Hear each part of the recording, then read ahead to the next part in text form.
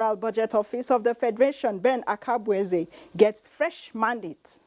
Welcome to Business Express. We're reaching you from Abuja, Nigeria's capital, and I am Muplang Dakok.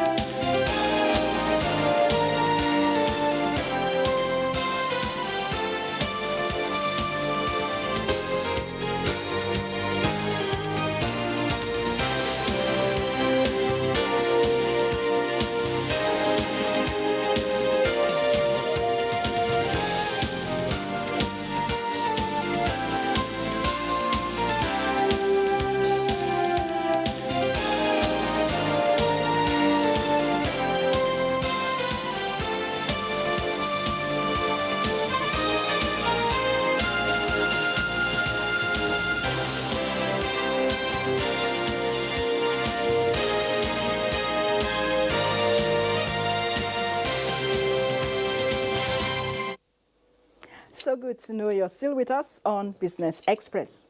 The Office of the Accountant General of the Federation has debunked claims by tertiary institutions unions led by ASU that IPPIS was deducting their salaries and allowances to the extent that their take-home is now only 50% of or less of what they earn. A statement released this Monday, the Office of the IPPIS applied the correct rate in compliance with Section 34 of the 6th Schedule on Personal Income Tax Act of 2011.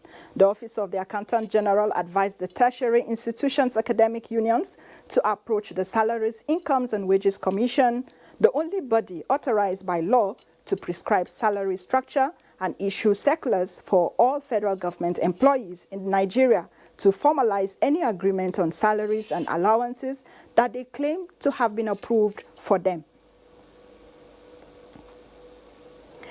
The federal government has impounded flare aviation aircraft for violating the ban on commercial flight into Nigeria following the outbreak of coronavirus. The aircraft is owned by a British company that operated a commercial flight into Nigeria without approval.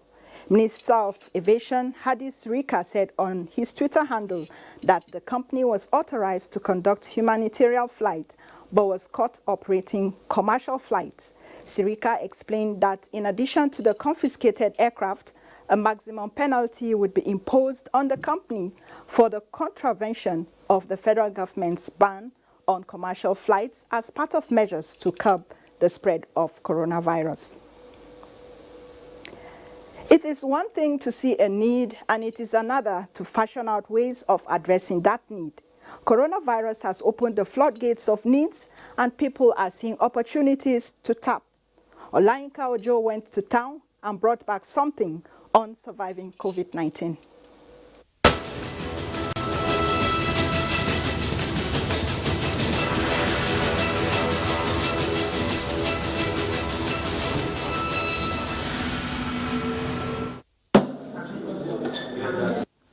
"26-year-old Jerry Mallow is a graduate of automobile engineering from Hertfordshire University in the United Kingdom. With a team of 37, he fabricated a twin stainless food press and hand washing machine with a 75 liters capacity water tank. Considering the normal way of washing hands, people use their hands to turn on taps, they use the clean hands to turn it off. So we just felt that by that process you could contaminate any bacteria, any living organism that has been deposited on the tap head already. So we sat down as engineers and came up with a design. This prototype can be described as "don't touch, just step." It was manufactured using 100% local content. We want to build a brand in Nigeria. We want, whenever they see something made in Nigeria, it will be like in those days when they say, this is German. So we want to see that these things are qualitative. So we've been focused on how qualitative these products are. Just like the saying, when you meet the needs of others, you are invariably meeting your own need, thereby creating an enterprise for yourself. With this feat and government's buy-in, Malo and his team someday will be training youths across the geopolitical zones of the country, creating an army of entrepreneurs for the Nigerian economy. On this edition of Business Express, we shall be looking at lockdown easing and the economy. And Professor of Economics and Entrepreneurship, Seth Akutson of the Kaduna State University, joins me via Zoom. Hello, Prof. It's good to have you with us on Business Express today.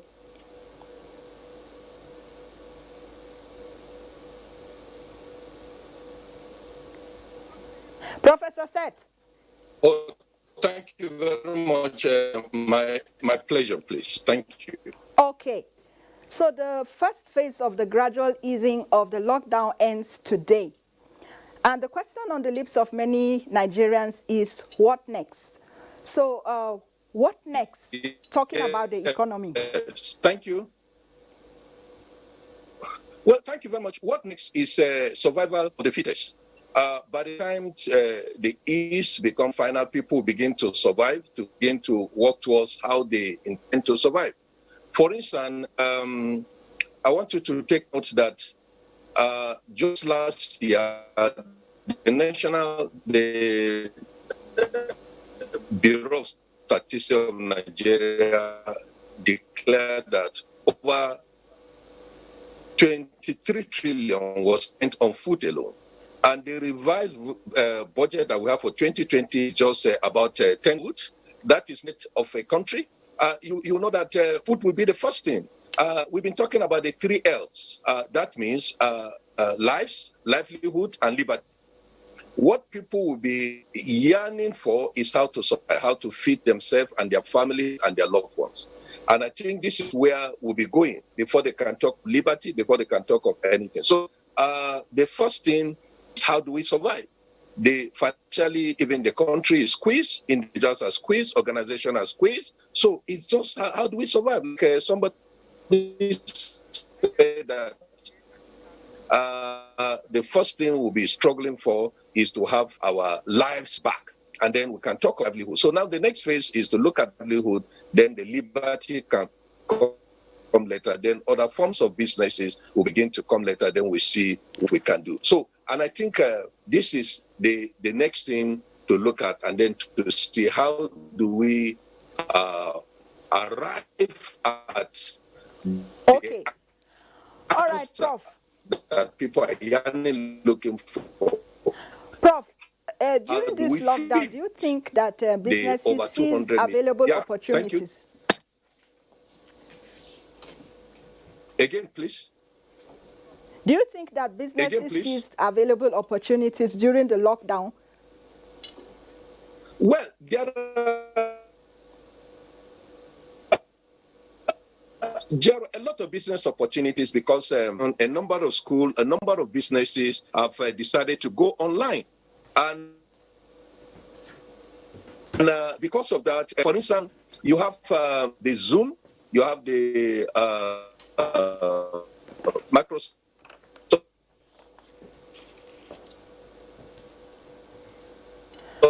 Team, and then you have the Google Class and the rest of them. Okay, Professor Seth, we seem to be having some technical hitches. We'll take a short break now and then we'll come back to you.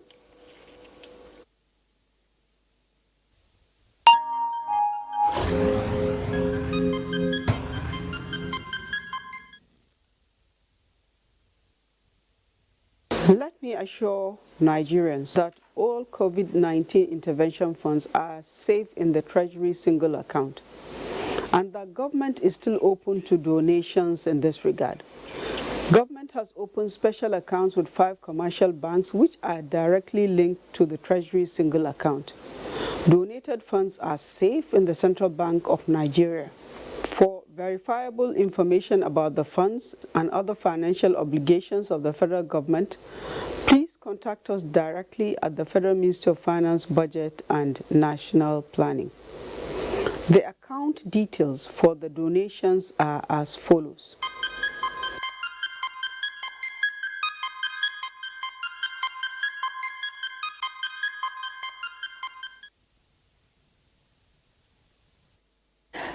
So we'll continue our discussion with Professor Seth Akutson.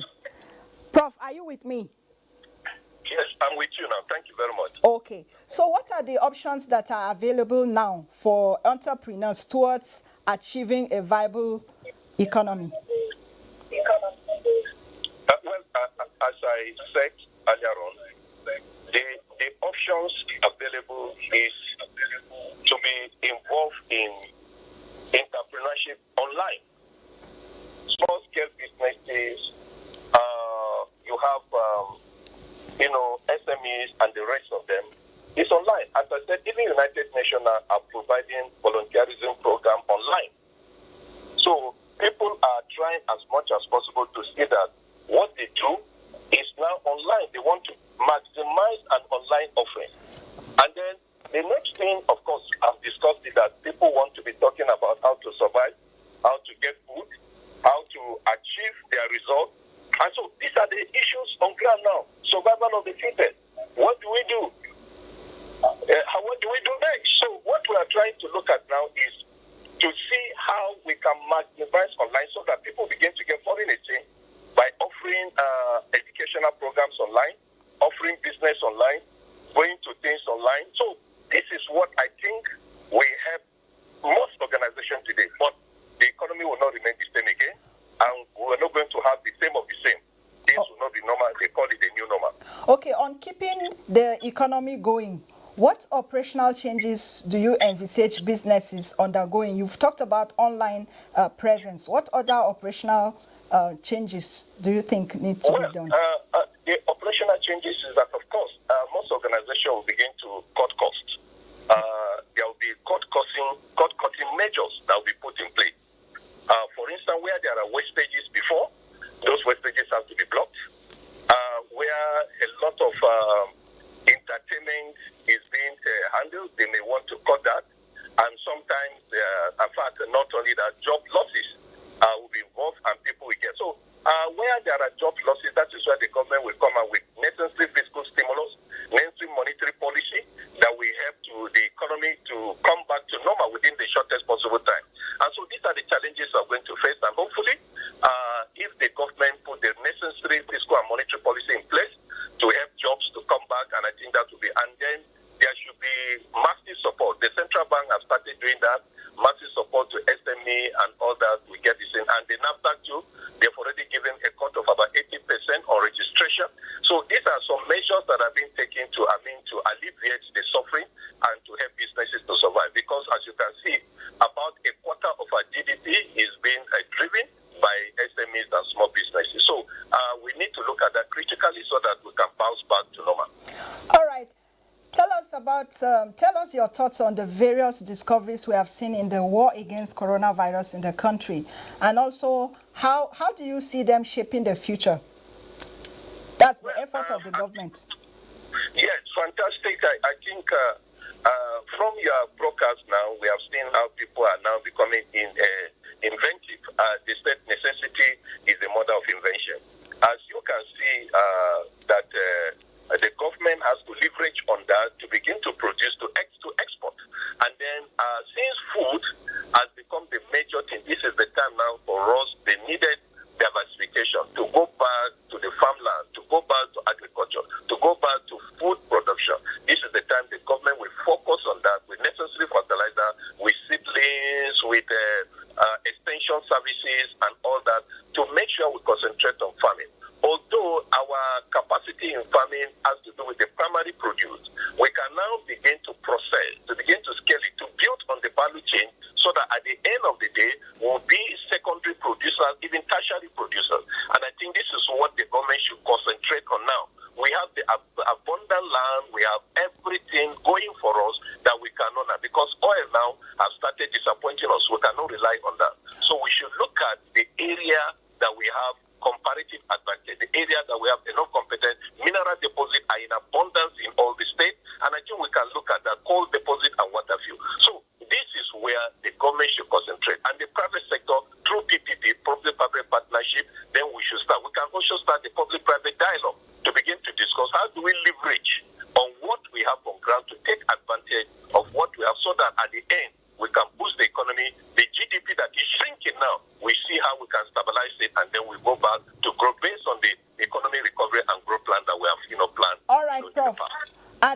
lessons on trade relations and investments between Nigeria and other African countries to be learned, as well as maybe continents outside of Africa?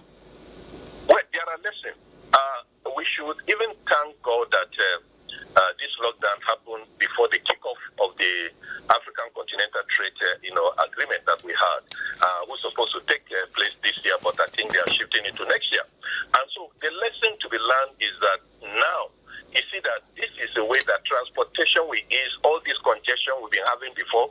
People begin to work remotely from home, from their places, wherever they want. So this lesson we should leverage on this so that there's so much congestion we have on our route will reduce, and then public transportation should be built so that at the end of the day we leverage on this. This should now become the new normal in our lives. So the lesson to be learned is that, look, that all will not well, and then the buffer that we need to have, external reserve and all that, so that, God forbid, any kind of this thing coming in the future, we are ready for it, and we're going to take, drastic position so that we contain it even before it gets to us. So, and I think these are lessons to be learned, and we've seen that most institutions have started on land programs, so which we don't have before. And I think by the time the schools are back, particularly the university, most of the things they'll be doing are distant learning online. People can get degree online. We can reach out to rural. All right.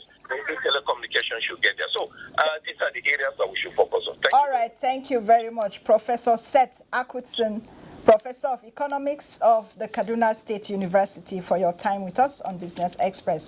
Okay, it's my pleasure. Thank you very much.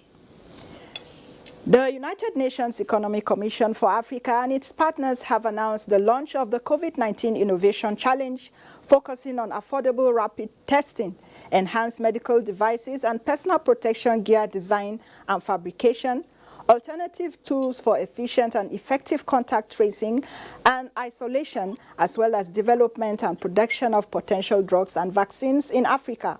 The Innovation Challenge is part of the efforts to boost national capacity to respond and is open to all researchers, firms, public and private development agencies, government leaders, innovators, youths, and development partners.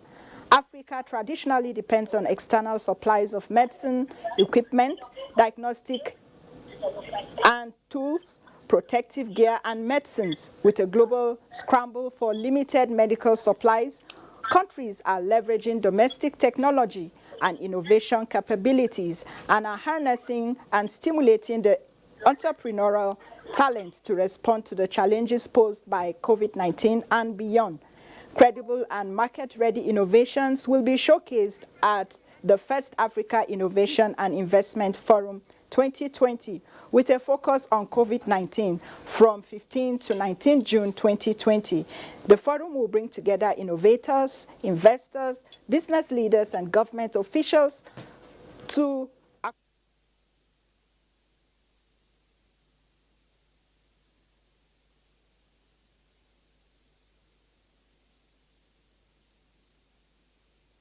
predicated on adherence to the guidelines issued by the PTF COVID-19, adaptation and cooperation by the states, ownership by the communities, as well as businesses, professional bodies, labor leaders, faith-based organizations, traditional rulers, and particularly individuals taking responsibility.